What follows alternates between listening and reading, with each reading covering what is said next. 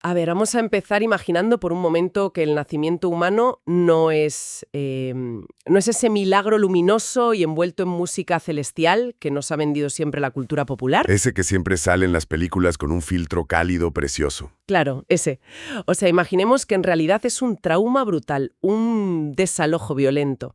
O si utilizamos el léxico así más implacable del psicoanálisis, una auténtica castración. Es una palabra muy fuerte, pero clínicamente muy precisa. Ya te digo, hoy en esta inmersión a fondo nos hemos propuesto destrozar por completo la visión romántica y edulcorada de la maternidad, el nacimiento y, bueno, la infancia. Porque la verdad es que la realidad psicológica de esos primeros momentos es tela. Es fascinante, pero asusta un poco. Muchísimo. Tenemos sobre la mesa las notas y algunos extractos de un texto que me parece sumamente provocador, del psicoanalista Hernando Bernal. Y a través de la lente teórica de Jacques Lacan vamos a intentar entender por qué el ser humano parece ser la única criatura del planeta condenada a pasar toda su vida sintiendo que le falta algo. Es que para entender el origen de esa insatisfacción crónica, de esa sensación constante de que siempre estamos a medias, resulta imprescindible mirar hacia el lugar donde empezó todo. El origen absoluto. Eso es. Un lugar del que absolutamente nadie guarda un solo recuerdo consciente. El trayecto desde la oscuridad del útero materno hasta la intemperie de la sociedad es el viaje más universal que existe. Y el más invisible también. Totalmente.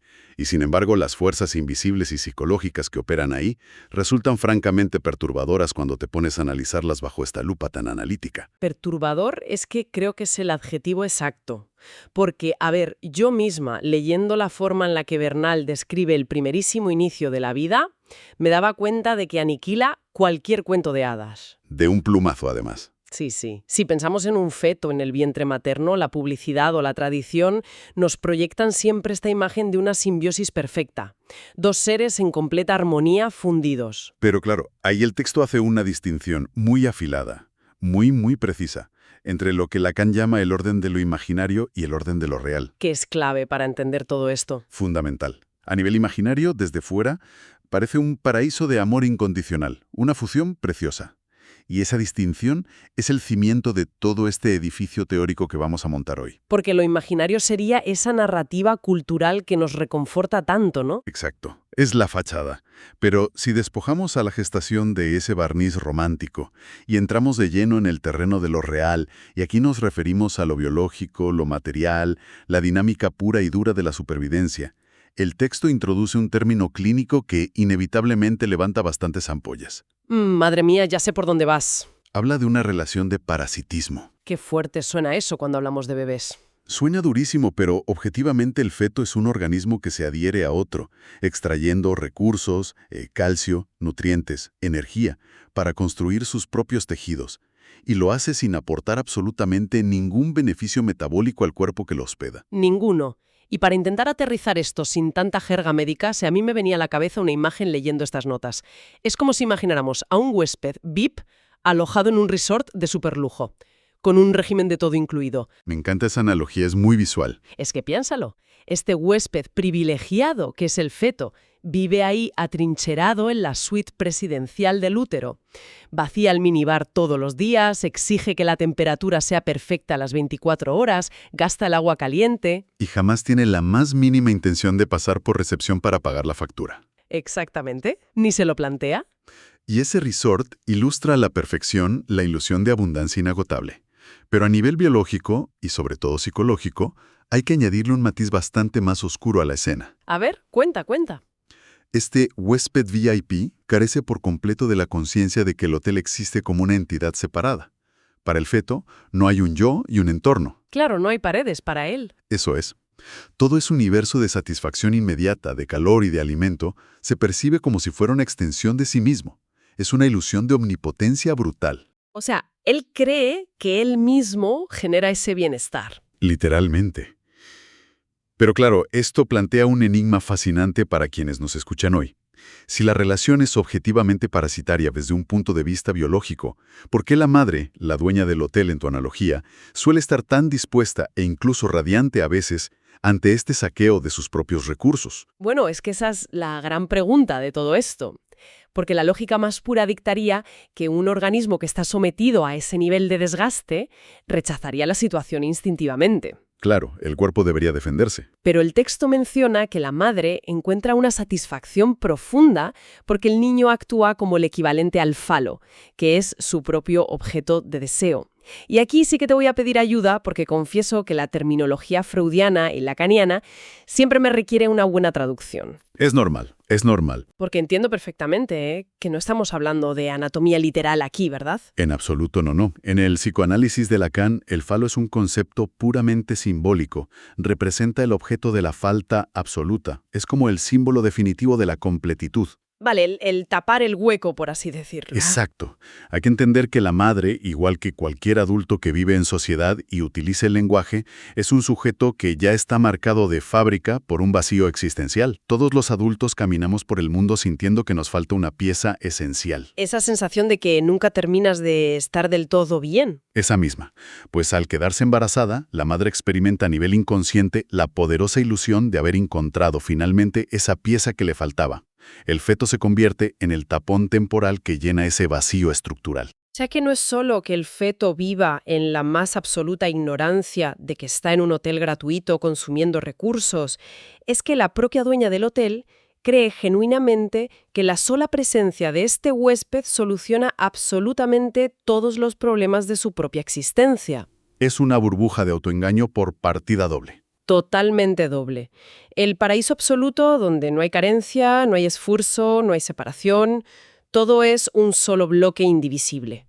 Y comprender la magnitud de esa ilusión de plenitud es vital, pero vital, para entender la tragedia del desarrollo humano que viene después. La caída del paraíso. Eso es, porque esa experiencia uterina establece una línea base en la psique del individuo.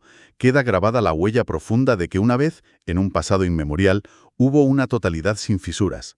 Y el motor secreto del ser humano va a ser intentar recuperar ese estado inalcanzable durante todo el resto de sus días. El fin de las vacaciones. Exacto.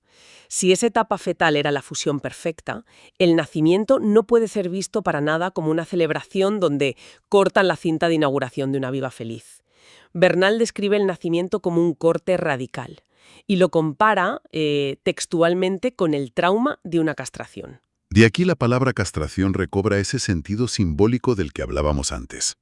Significa la pérdida irrevocable de una parte del ser que antes constituía un todo unificado. Un desgarro. Un desgarro monumental. El nacimiento físico, ese corte literal del cordón umbilical, es solo el reflejo biológico de un desgarro psíquico tremendo. Se rompe el muro del resort. Y el individuo pasa de ser una especie de deidad que tiene todo resuelto por ósmosis a ser arrojado sin ninguna piedad a la intemperie. Donde además el aire quema en los pulmones, donde de repente hay frío, luces cegadoras que duelen. Y sobre todo hay distancia. Pasamos del todo incluido a ser expulsados a la calle en pleno invierno. Y claro, al producirse esta separación tan violenta, entra en juego un concepto que me pareció fascinante en el texto, que lo denomina la dialéctica de la demanda. Es un concepto brillante. Sí. Al quedar aislado, el recién nacido experimenta el malestar por primera vez en su existencia. Ya no hay un suministro automático de bienestar. Ahora para sobrevivir hay que suplicar. Y esa súplica toma inevitablemente la forma del llanto. Ese primer llanto inaugura de hecho la tragedia de la condición humana. Es el instante exacto en el que surge la conciencia rudimentaria de que existe un otro. Alguien ahí fuera. Claro. Hay un malestar interno y hay algo externo a lo que se le debe exigir que lo solucione. Pero la dialéctica siempre es un camino de doble sentido. Siempre hay dos partes. El niño demanda calor y alimento mediante el llanto, sí, pero la madre no se limita a ser una máquina expendedora de leche.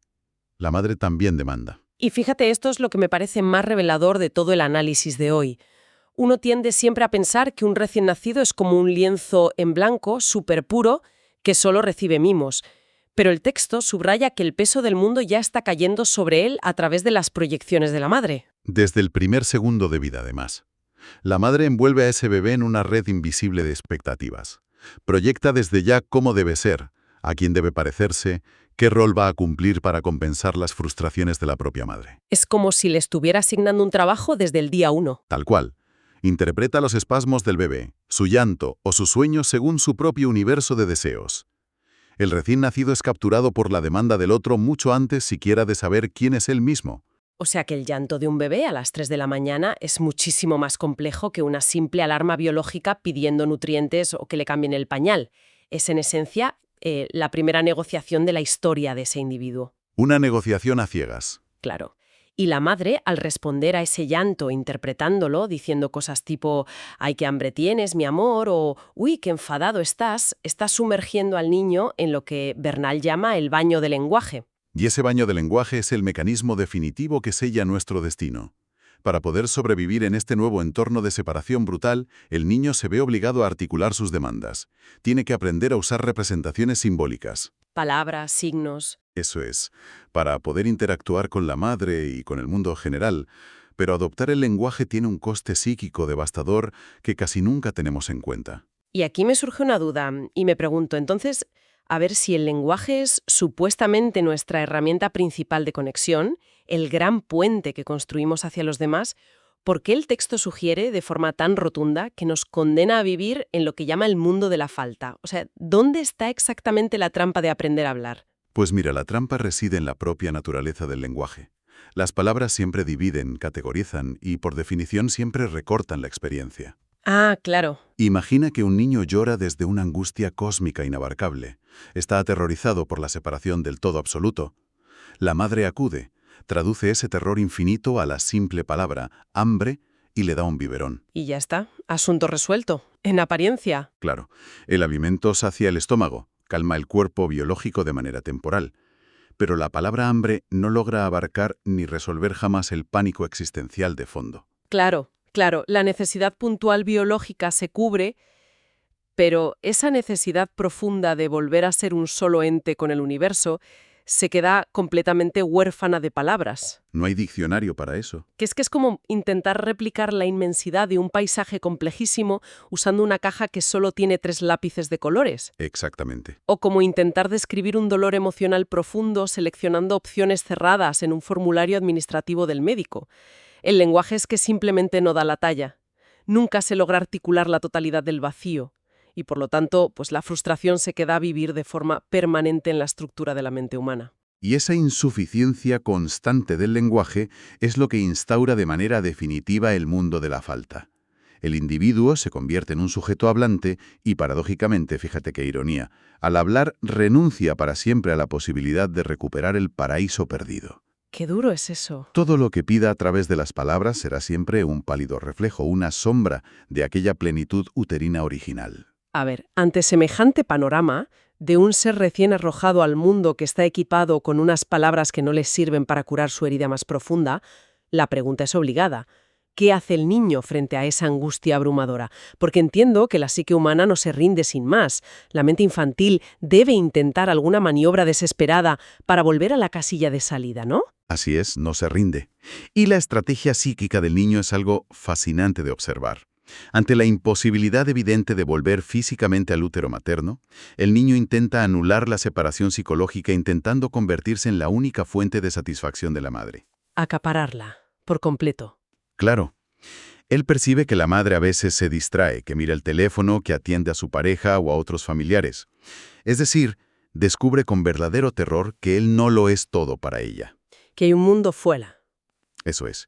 Y para reparar ese agujero tremendo, el niño intenta mimetizarse con el objeto de deseo materno. Intenta, volviendo otra vez a los términos simbólicos, ser el falo de la madre.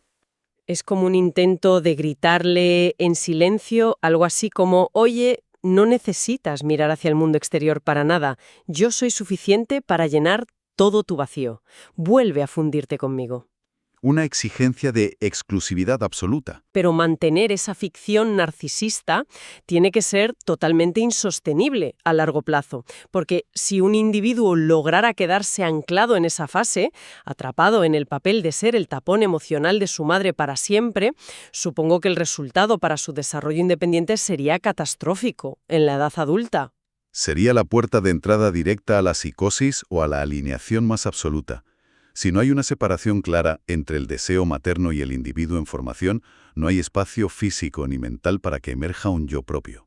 Claro, queda asfixiado. el niño quedaría devorado psicológicamente, y es precisamente en el borde de este abismo donde interviene el elemento crucial que rescata al sujeto de esa fusión que sería letal, lo que el texto llama la ley del padre. Ay, la famosa ley del padre. Reconozco que suena totalmente a título de película de mafiosos o a la típica imagen de un patriarca severo en los años 50 dictando normas morales en la mesa. Pero el texto de Bernal se encarga de aclarar muy bien que este concepto está a años luz de ser el padre biológico interrumpiendo físicamente para decir se acabaron los mimos.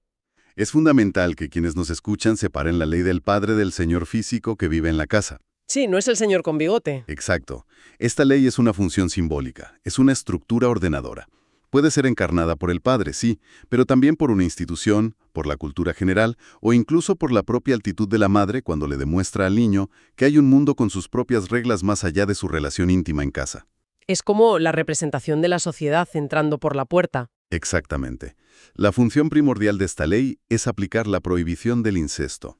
Pero ojo, que en este contexto primario el incesto no se refiere al tabú sexual adulto que todos conocemos, sino a la prohibición estricta de la reunificación simbiótica con la madre. Vale, se me ocurre otra imagen para intentar visualizar mejor esta dinámica de separación que es tan abstracta. Es como si imagináramos a la madre y al niño jugando a un juego de mesa, que se acaban de inventar ellos solos tirados en el suelo del salón. Totalmente aislados del mundo. Exacto, es un juego privado.